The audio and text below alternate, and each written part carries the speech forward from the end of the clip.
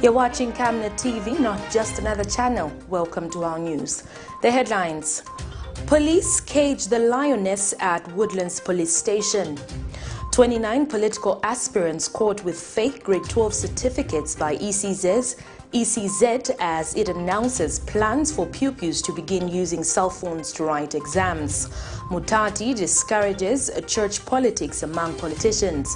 In international news, Chadian President IDRISS DEBY killed hours after being elected president.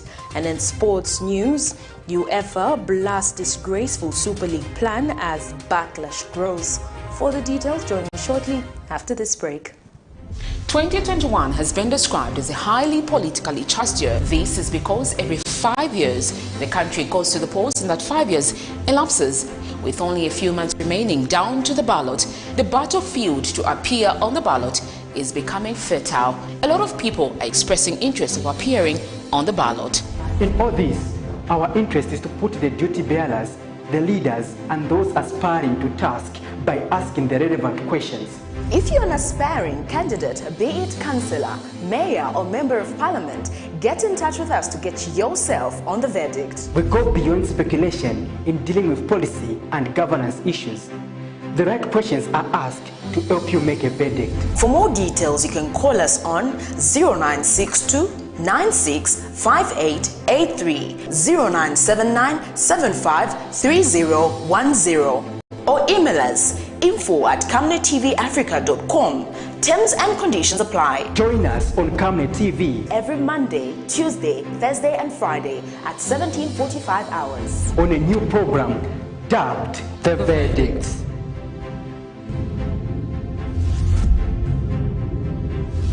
Remember that Camnet TV is not just another channel.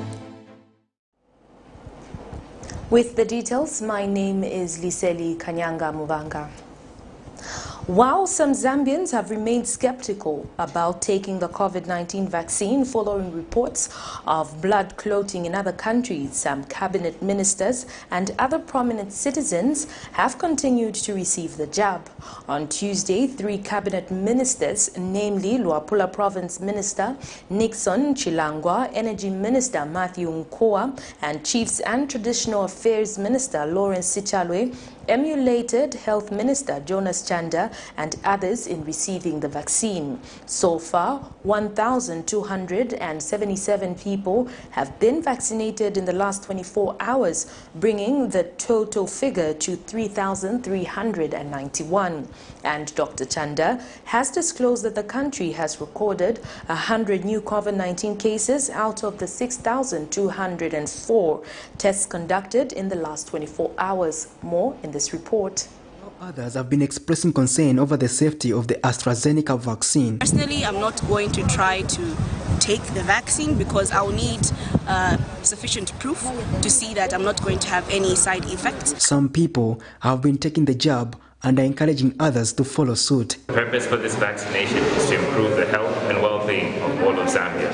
We employ everybody to get vaccinated. Some countries have halted the AstraZeneca vaccine or its use altogether as a precautionary measure pending the outcome of the investigation. The European Medicine Agency has initiated an investigation into cases of blood clots reported in Europe post-vaccination. Meanwhile, some cabinet ministers and members of parliament are among those that have taken the vaccine.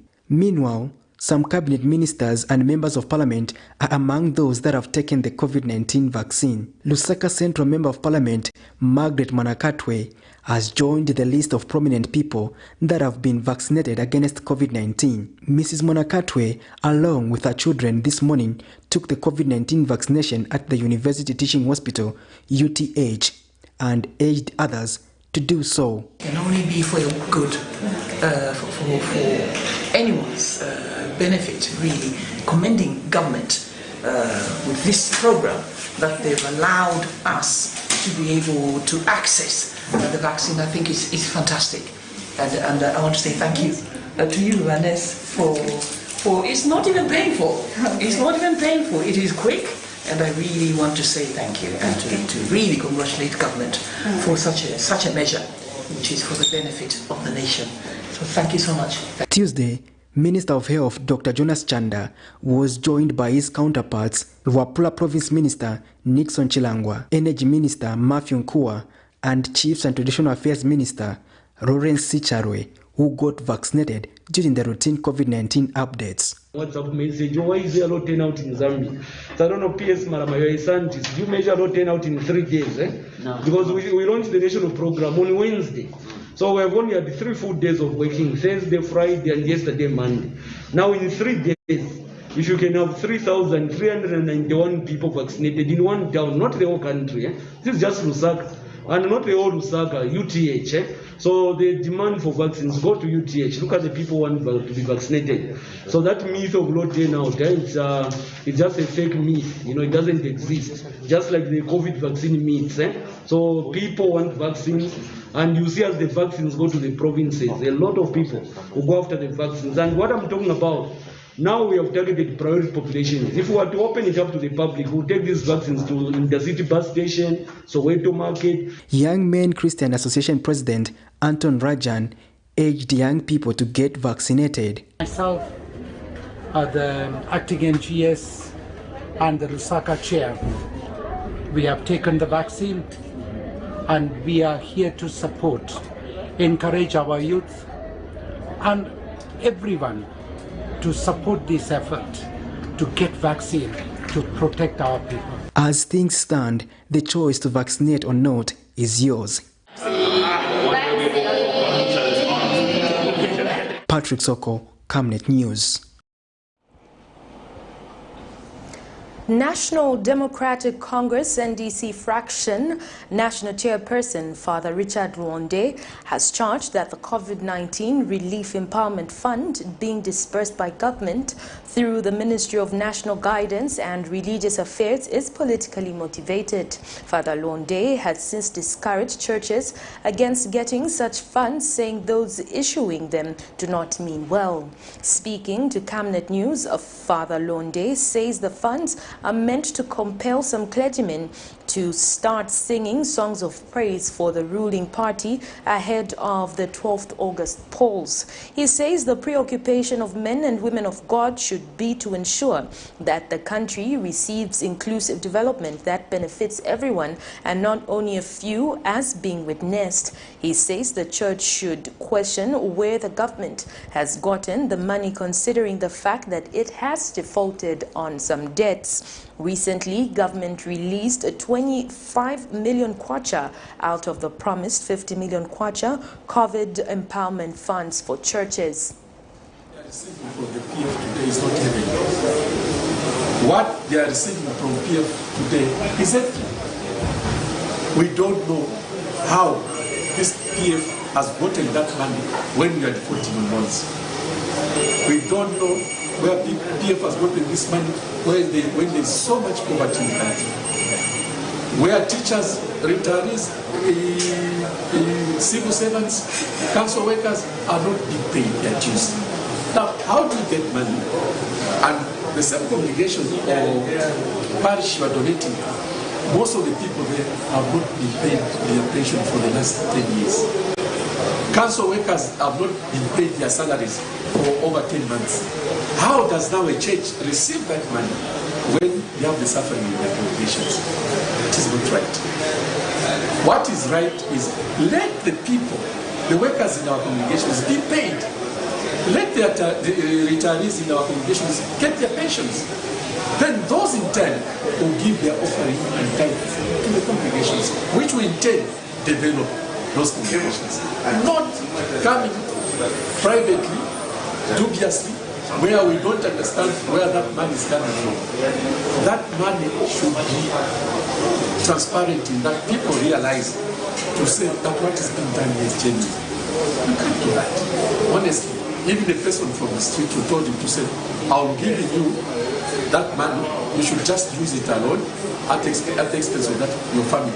That person will say, no, start with my family and then end up with me. Our bigger family is the church. And that bigger family within the church also reestablishes itself within the country. Police in Lusaka have detained Chief Mukuni's wife, who has been charged with the offense of abduction. Her Royal Highness was arrested on Monday in Livingston before being transported to Lusaka. She is being accused of abducting the Hatembos, who accused UPND leader Hakainde Hichilema of grabbing their Kalomo farm years back but lost the case. The chief's wife is currently detained at Woodlands Police Station awaiting court appearance. More in this report. The Woodlands Police Station is famous for handling high-profile cases. In modern-day Zambia, it is a rare circumstance to see the wife to a chief being held in police custody. However, the wife to Chief Mukuni was detained in Livingstone yesterday, but later transferred in a vehicle and brought to Lusaka. Tuesday morning, she was interrogated at Woodlands Police Station. The police have since charged and arrested Veronica Mwanakasale Mukuni with the offense of abduction, contrary to Section 253 of Cap 87 of the laws of Zambia. Police have charged and arrested Veronica Mwanakasale Mukuni with the offense of abduction, which is contrary to Section 253 of Cap 87 of the laws of Zambia. She has been jointly charged with fines Malama Axon Sejane Javens Molok and Vincent Lilanda. This is in a matter in which Feluna and Milton Hatembo are reported to have been abducted. The accused person remains detained in police custody and is scheduled to appear in court soon. Earlier in the day, the lawyer to Mrs. Mukuni told journalists that she is in good health and could not divulge further information. She will remain in custody. She has, the police have 48 hours within which to administer their Miranda. So we wait. But how is she? She's okay. She's in high spirits. Her conscience is clear. She just wants the law to take its course so that as quickly as possible she's reunited with her family. But these things happen. It's like getting sick. Anytime anyone can be a victim of what is going on here. But you have to have confidence in the system, that the law will take its course, that the police will remain professional, to follow the law, the time frames that the law allow within which a person must be charged and taken to court. Once they exceed that time frame, then a writ of habeas corpus will issue. While she was being interrogated here in Lusaka, in Southern Province, the Mukuni Royal Drummers stormed the Livingstone Police Station to check on their queen, where they were advised that the matter was being handled in Lusaka.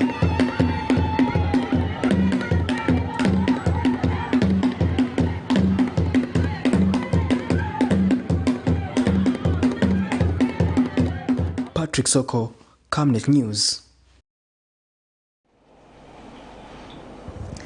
Meanwhile, Economic and Equity Party President Chilufya Tayali has called on President Edgar Lungu to fire Police Inspector General Kakoma Kanganja for failing to find the Hatembo siblings who have been missing for a month now.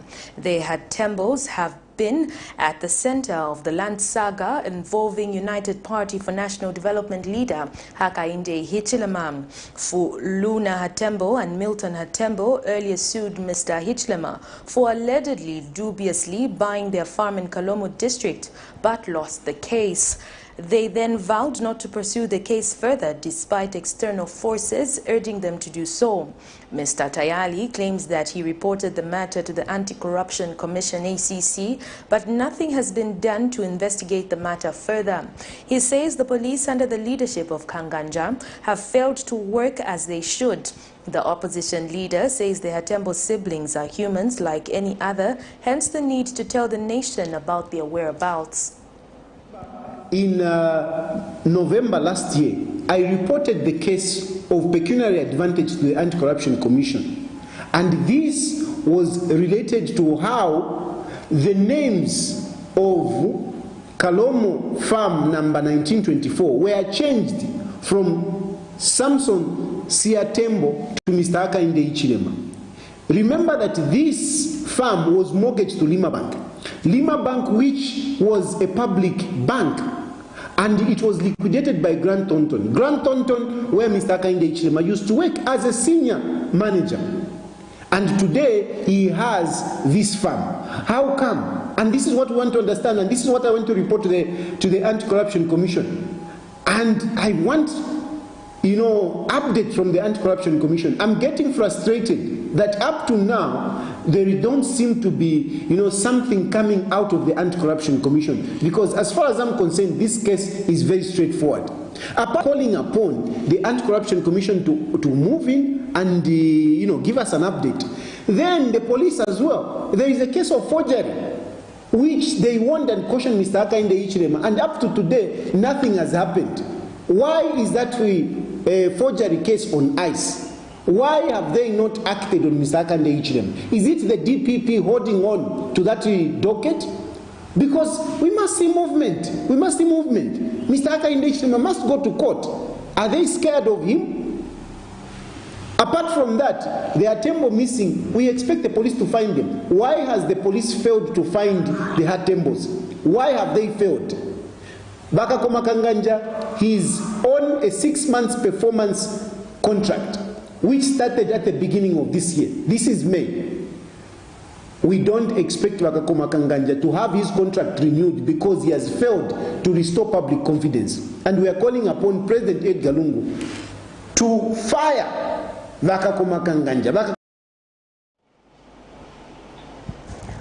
Police in Lusaka have charged a 23-year-old lady of Lusaka, identified as Natasha Shindano, commonly known as Mrs. Kennedy, with a case of giving intoxicating liquor to a child contrary to Section 51 Cap A of the Juveniles Act, Cap 53 of the laws of Zambia.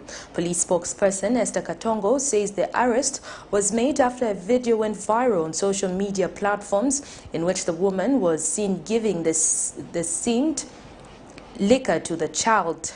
Mrs. Katongo has explained that according to the investigations, it has been established that the child in question is actually her cousin's daughter. And Mrs. Katongo has revealed that the Department of Social Welfare retrieved the child from the alleged abusive environment, and she is currently being kept in a safe environment. Meanwhile, the accused person has been released on police bond. And moving on in the news, National Development and Planning Minister Alexander Chiteme has urged traditional leaders and communities to work with the government to curb human-induced climate change. Mr. Chiteme says government is concerned with the unsustainable utilization of natural resources in Eastern Province that have contributed to climate change. The minister made this call on his ongoing tour of the Zambia Integrated Forest Landscape Project, community-based empowerment activities being implemented in Eastern Province. More in this report. The Zambia Integrated Forest Landscape Project (ZIFL) is a climate change program in Eastern Province, among other areas, under the Ministry of National Development Planning. This project is part of the national strategy to reduce deforestation and forest degradation in the country since 2018.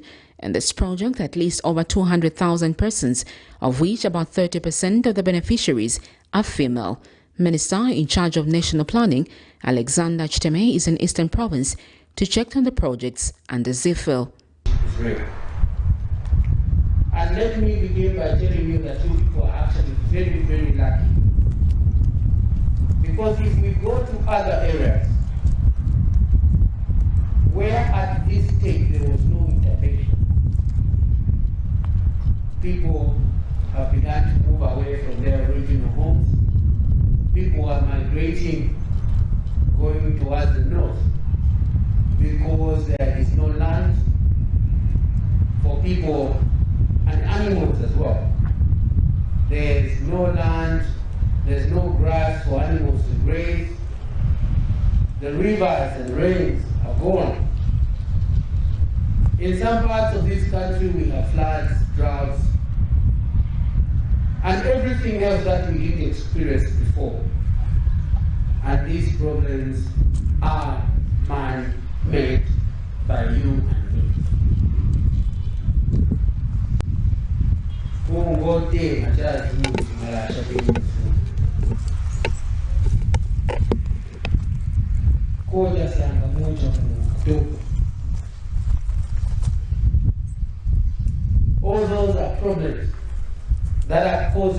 degradation of the forest.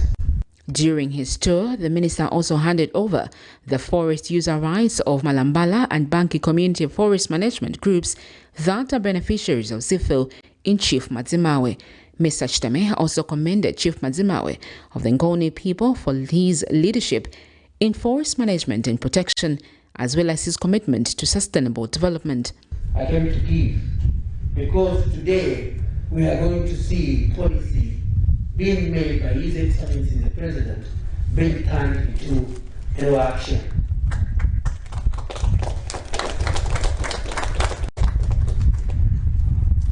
The 661 hectares of forest rights that is being given away today is a total demonstration of the commitment that the President has towards his people. I know this is not a political meeting, and this is a project that is being supported by the bank, but it's a commitment and the will of those on top of our leadership. His Excellency the President, commitment to making sure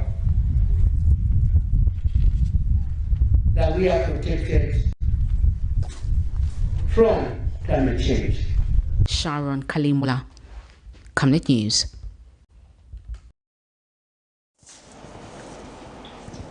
Luapula Province Minister Nixon Chilangwe says the province has received 150 investment proposals worth 50 billion United States dollars in the last 4 years. The provincial minister, however, says lack of electricity investment in the province has delayed the commencement of some investments despite the province boasting of various water bodies and favorable weather patterns.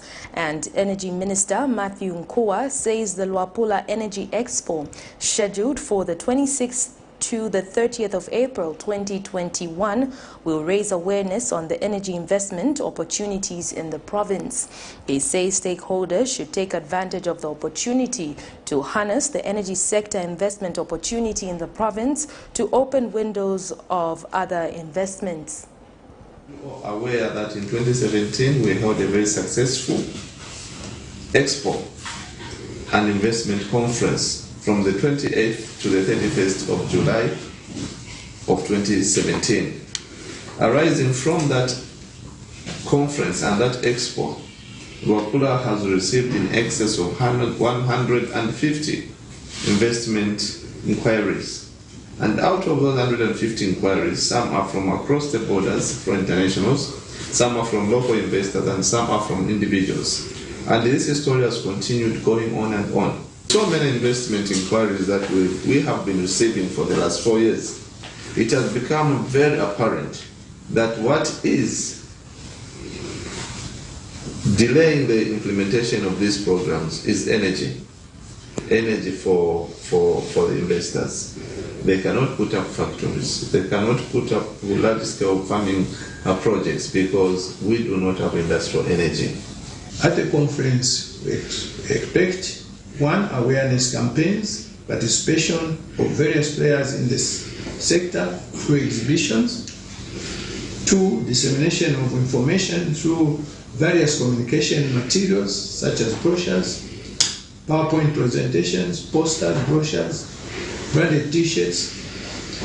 Three, model to show the vision of the ministry to develop energy mix. And moving on in the news, the world's largest emerald mine, KEGEM, in Zambia's Lumfwanyama district has announced revenues of 31.4 million United States dollars following emerald mini auctions held between the 15th of March and the 17th of April 2021. Gemfield's Managing Director of Products and Sales, Adrian Banks, says the auction's revenue is the highest the mine has made since March 2016.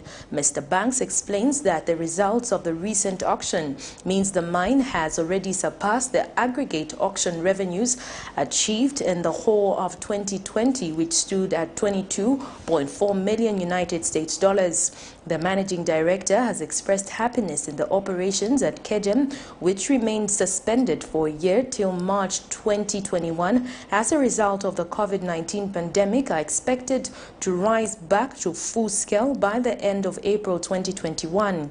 Mr. Banks has since assured that the proceeds of this auction will be fully repatriated to Kegem in Zambia, with all royalties due to the government of the Republic of Zambia being paid on the full-scale sales prices achieved at the auction. The selected lots were made available for in-person and private views by customers in Tel Aviv, Dubai and Japan. Following the views, the auctions took place via an online auction platform specifically adapted by Gemfields and which permitted customers from multi-jurisdictions to participate in a sealed bid process. After withdrawing the case from the courts of law regarding the forfeiture of the 48 houses to the state by the Anti-Corruption Commission ACC, 2 Tanzanians and a Zambian national who were claiming to be the owners of the houses have returned on their earlier decision. The 3 claimants have since taken back the case to court barely a month since they withdrew the matter. They are now asking the Lusaka High Court to declare that the forfeiture of the properties by the Anti-Corruption Commission as null and void. In this matter, Uzil, Bushire, Zuberi, Bingawa and the 3 want a court order that the Anti-Corruption Commission accounts and pays them all the money for rentals they got from the 48 houses from the date of the seizure to the date of the order, or in the alternative profits. More in this report. The debate concerning the rightful owner of the 48 houses, which were forfeited by the state in 2019, continues in the Lusaka High Court, with the latest submissions coming from the 3 men who claim to be the owners of the said property, seeking an order that the Anti-Corruption Commission account and pay to them all the income received as rentals from the date of the seizure to the date of the order. The 3 men in this case, namely Uzao Bashir, Zubiria Bingawa and Charles Loyana, have sued the Anti-Corruption Commission for seizing their alleged property. On the 29th of March 2021, the 2 Tanzanian and a Zambian had withdrawn the case by filing a notice of discontinuation against the SEC. However, in originating summons filed before the Lusaka High Court 20th of April 2021, the 3 men want the court to declare that the SEC breached the statutory duty imposed on it by Section 60 of the Anti-Corruption Act and Regulation 3 of the Anti-Corruption Commission. The 3 applicants are seeking damages for breach of statutory duty imposed by SEC in the seizure and continuation of holding of the 48 houses, despite the claim made by rightful owners, saying it is unlawful and illegal. They state that the 3rd applicant, Charles Loyana, has the requisite power and authority by the Zambian law to purchase, possess and own property in his name for his own benefit. Further, they want an order that the first applicant, Uzao Bashir, has an interest in the property brought by the 3rd applicant, Mr. Loyana. Hence, he should be granted possession of the property. However, in defense, the Anti-Corruption had previously filed that it will prove that Bashir is not the beneficiary owner of the said property, as he does not have the capacity to own land in Zambia. And further, the SEC dismissed the statement by 2 Tanzanian and a Zambian claiming to be the owners of the 48 houses, contrary to the applicant's submissions that they had transferred the property to a Mr. Charlie Chitala, a lawyer. SEC said they interviewed Mr. Chitala, who refused. Further, the commission had told the court that it followed the procedure of forfeiting the property in dispute to the state. But now the 3 men want cost of incidental to these proceedings and any other relief the court may consider fit to award in the circumstance. Miriam Kemba, Reporting for Camnet TV News. We take our first set of commercials. To stay with us as we still have more interesting stories lined up for you. From time immemorial, we have had different types of lighting options, from those that can burn down our investments in minutes to those that dig holes in our pockets due to constant replacement and huge consumption of our ZESCO units. Savenda Electric introduces the new and advanced electric bulb with cutting-edge technology of LED that has low power consumption, gives out bright white light, and lasts up to 25,000 hours. Savenda Electric manufactures all types of LED light, like plastic LED fluorescent tubes, down lights, ceiling lights, outdoor fittings, and solar street lights made to customer specifications. Let's live on the bright side of life by choosing the wide range of Savenda electric lighting solutions that are available in all leading stores and supermarkets countrywide. For orders, call 0962-642-490 or email jnbunda@savenda.com or pchabula@savenda.com. Every day for me means hard work. Going to sell my goods at the local market. To get more customers, I have my secret. Oracle Pure Glycerin.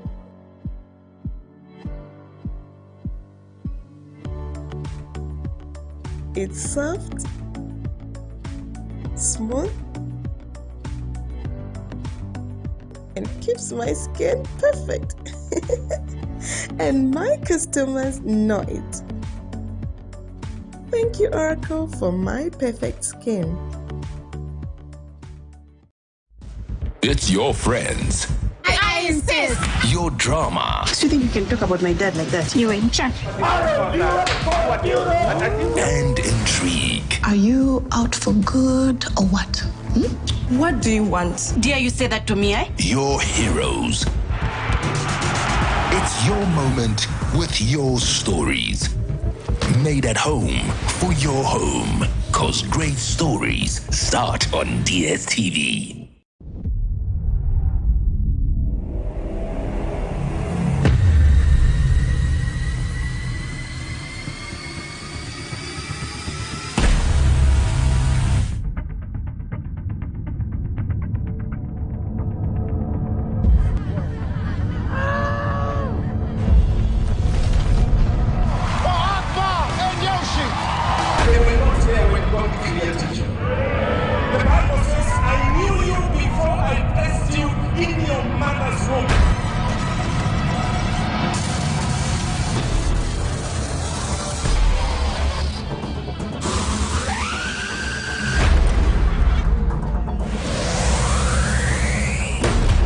And bananas. Work and wait, and this what you've been praying for.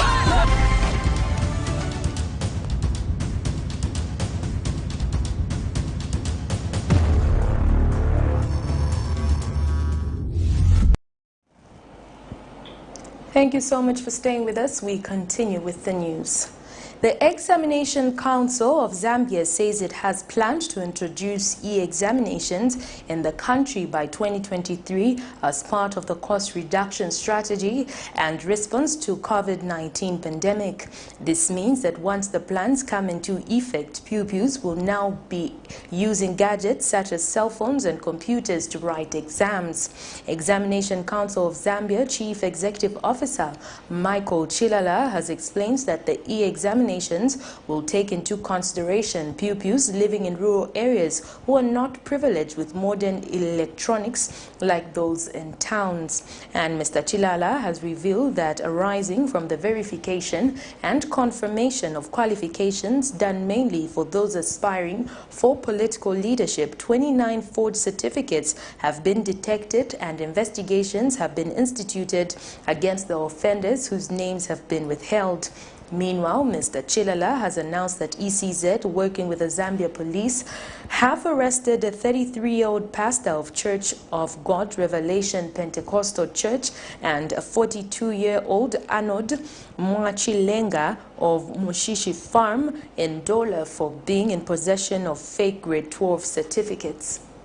We now have had a council approve our 2021 to 2025 strategic plan. So the key in the strategic plan is the automation of processes. And one key one, which is included in the 2021 to 2025 strategic plan, is the introduction of e-exams by 2023. It's sitting in the strategic plan. The actual implementation plan is being worked on now. But it's one key thing we want to implement, because we know that with COVID, the gatherings will one day be disadvantaged or not allowed at all. Now, if that is the case, then how are we going to conduct our exams? So we had to look ahead. And there's a way of piloting that. We have a smart revision portal. I'm sure you're aware of that. I don't know if you've taken time to visit it. Yeah.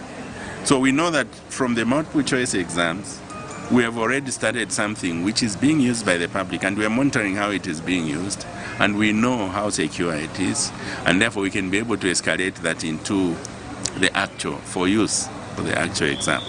Of course, we know that the issues of connectivity are there in rural areas, and so it will require a development of online and offline platforms which can be used, so that if it's offline, the learners can be assessed, and then when the equipment is moved to where there's connectivity, the system should be able to upload automatically. So those are some of the thoughts we have, but the actual strategy for implementation will be given when we have finished the implementation plan. And moving on in the news, Opposition Movement for Democratic Change MDC President Felix Mutati has admonished politicians in the country against using the church as a platform for campaigns to solicit for votes ahead of the 2021 general elections. Mr. Mutati has charged that churches are there to build and equip politicians for service to the public and not a platform for systematic campaigns or donations whenever elections are closer. The MDC president has since commended the Roman Catholic Church for being realistic and not political, especially in this election year. You are realistic, and I think that is the central message of the Catholic Church. So we restrict the issues around the Catholics, but let's not use the church as a platform. The church is to build us as politicians to serve. Chikondi Foundation President Bishop John Mambo has charged that political leaders in the country have drifted away from serving the needs of the poor in society to enriching themselves. Speaking in an interview in Lusaka, Bishop Mambo says politicians need to base their leadership on rendering service to their electorates as opposed to serving themselves. Bishop Mambo has since asked politicians to seek the face of God before and assuming political offices, so that their leadership will be based on the teachings of God and not their own teachings and beliefs. He says politicians must always be above board and not use politics as their means of securing a source of living, but should be used to serve people. This is why when the Royal Highnesses approached me and said, can you serve as senior headman? I took it up. I didn't take it as if it's, because that's a non-paying position, is to see that the lives of the people in a given area, they are suffering. At least you bring the right for people to come and take care of them. And then also, when you look at Isaiah 1,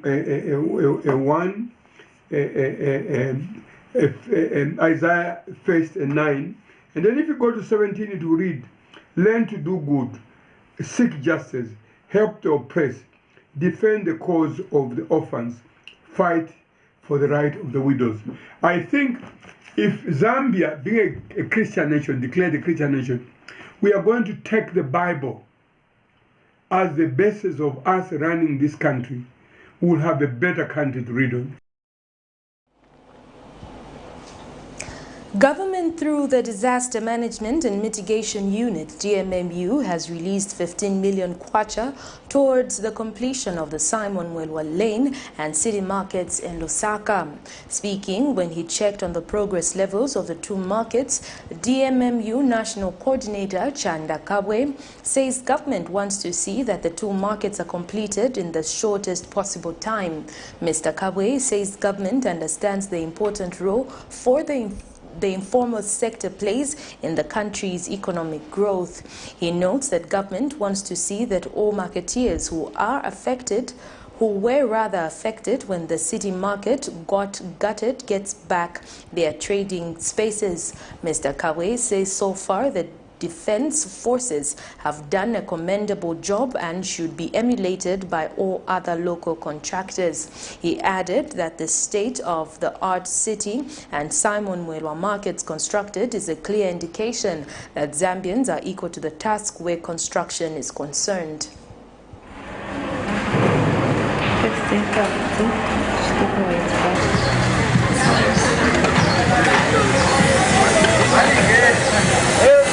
The PF government decides that we must put proper infrastructure that to protect our traders or our marketeers from such issues as the fires that we went through in 2017. So where we are, we have seen steady progress at city market. His Excellency the President, in his transformation agenda, he says he's not leaving anyone behind. And that is what we're doing as the government to ensure that we bring everybody on board and we work together to bring our economy and development agenda to the fore where we want it to be. We are just doing the fixing of louvers, windows, fixtures and fittings and painting. On the ablution block, we are done complete 100%, and in the next 2 weeks or so, we should be able to erect the surface tank, which will be supplying water to these markets. Projects are split into two: the gutted part and the ungutted part. Yes, and so for the gutted parts, we are planning within the shortest period of time that it should be able to be done, and then the other one we'll be able to do it later. We actually did a write-up to the user just to indicate that we wish also to finish the other side, because what we are going to do here, we want it to be similar also on the other side, especially the specifications of the roof and the electricals and the plumbing works also.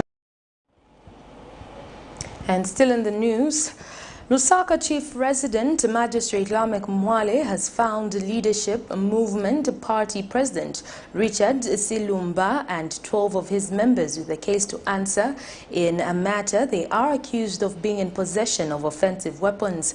This is in a matter in which Mr. Silumba, his Secretary General Brown Sinyangwe, and 11 of his members are alleged to have been in possession of 54 machetes, 6 high-power stun guns, and 13 short buttons. Appearing before court for their ruling on case or no case to answer, Magistrate Mwale ruled that a prima facie case be made against the accused to warrant them to be put on defense. And the accused, through their lawyers, say they would give sworn evidence and each will call a witness. However, they were not ready to proceed, hence requested for an adjournment.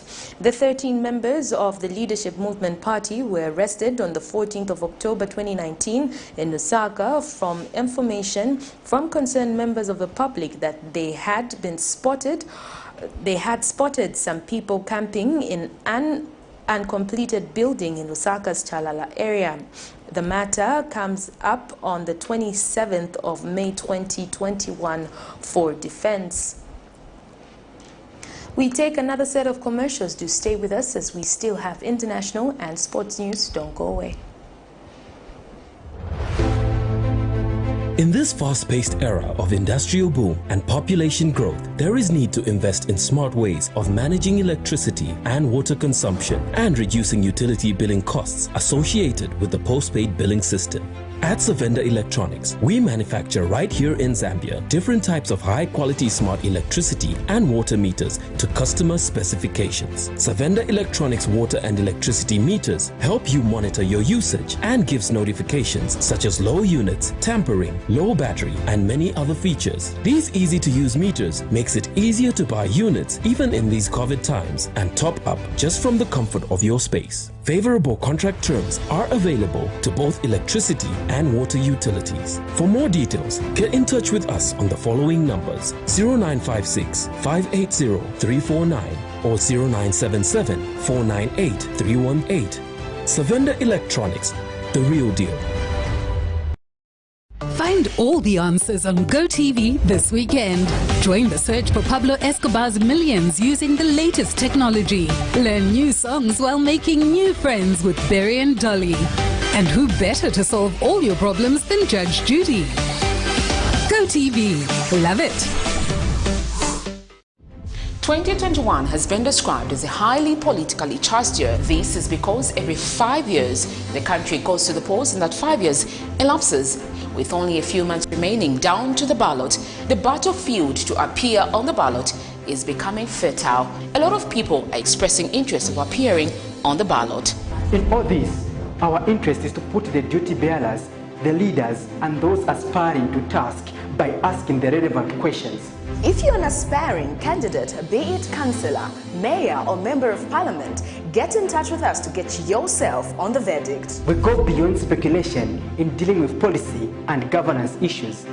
The right questions are asked to help you make a verdict. For more details, you can call us on 0962 965883, 0979 753010, or email us info@camnettvafrica.com. Terms and conditions apply. Join us on Camnet TV every Monday, Tuesday, Thursday, and Friday at 17:45 hours on a new program dubbed The Verdict.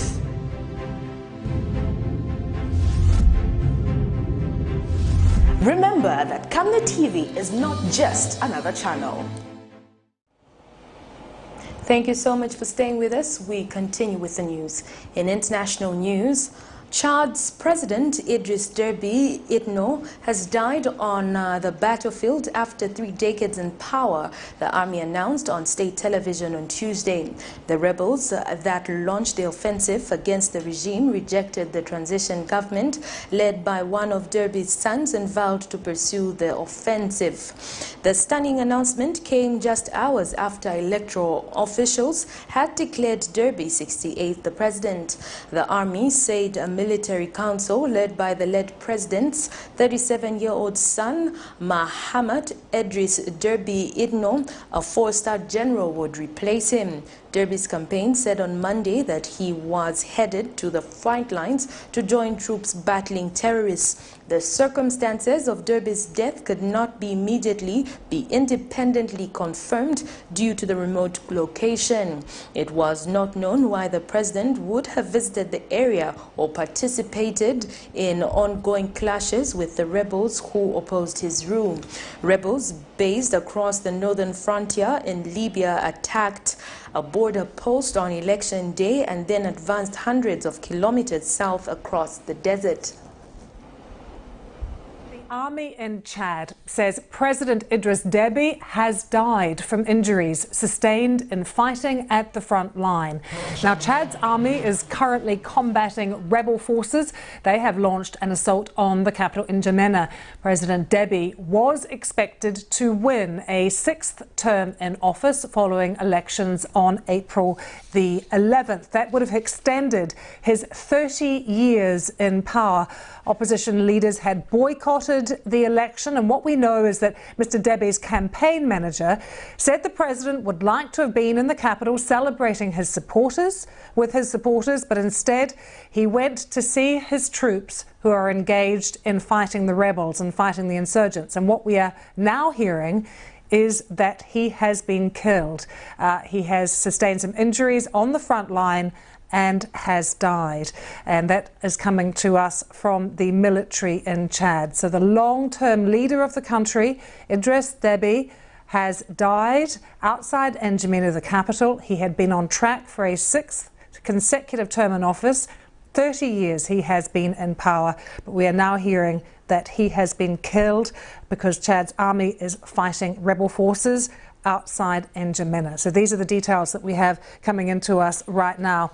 That rebel group, the Front for Change in Concord in Chad, which is based in Libya, has attacked a border post that happened on election day, and then they advanced hundreds of kilometres from the south. And what the Chad military have said is that they were busy repulsing those rebels.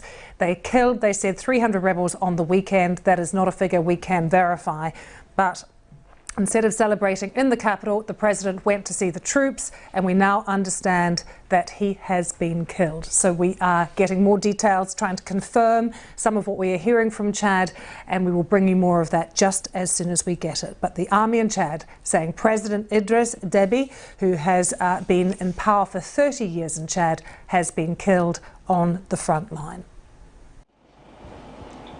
We now get into sports news.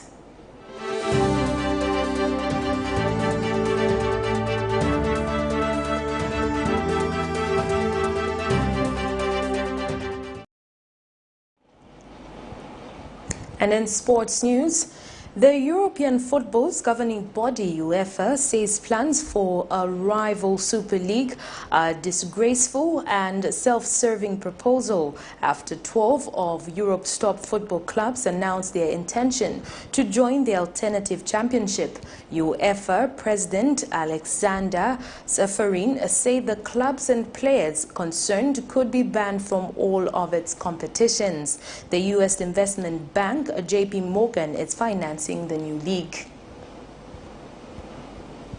Hours after some of the continent's richest clubs threatened to split European football in two, the sports governing body in Europe, UEFA, hit back hard, saying it would expel the club's players from future European championships and World Cups. I cannot stress more strongly at this moment, UEFA and the footballing world stand united against the disgraceful, self-serving proposals we have seen in the last 24 hours from a select few clubs in Europe that are fueled purely by greed above all else. On Sunday night, 12 of the continent's richest clubs revealed plans to form a European Super League, rivaling UEFA's prestigious Champions League.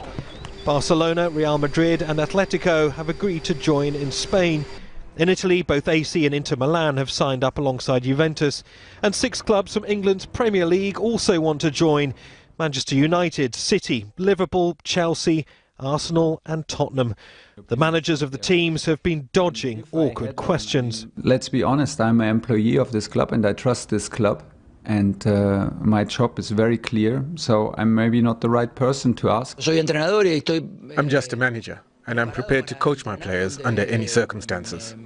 The plans even prompted this intervention from the British Prime Minister.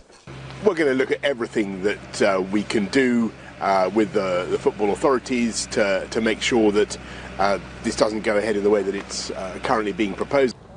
So far, no teams from France or Germany, including the current European champions Bayern Munich, plan to join the new league, but 3 more clubs are expected to sign up, all set to pocket more than $400 million when they do, in a project funded by US banking giant JP Morgan. Seriously, in the midst of a pandemic, an economic crisis, football clubs at National League level going bust nearly, furloughing players, clubs on the edge in League 1 and 2, and these lot are having Zoom calls about breaking away and basically creating more greed. Joke. The Super League clubs want to start as soon as possible, but the Premier League, La Liga and Serie A have all joined UEFA in condemning the move. So too have many fans. Competing clubs face being booted out of their domestic leagues. Several television broadcasters are also refusing to abandon UEFA and national leagues to join the new project. But if it does go ahead, football's single sporting pyramid, from the lowest grassroots teams all the way to the top, may never be the same again. Neve Barker, Al Jazeera. That sports item brings us to the end of the news. But before we go, a recap of the headlines. Police cage the lioness at Woodlands Police Station. 29 political aspirants caught with fake grade 12 certificates by ECZ as it announces plans for pupils to begin using cell phones to write exams. MUTATI discourages church politics among politicians. And in international news, Chadian President IDRISS DEBY killed hours after being elected president. And in sports news, UEFA blasts disgraceful Super League plan as backlash grows.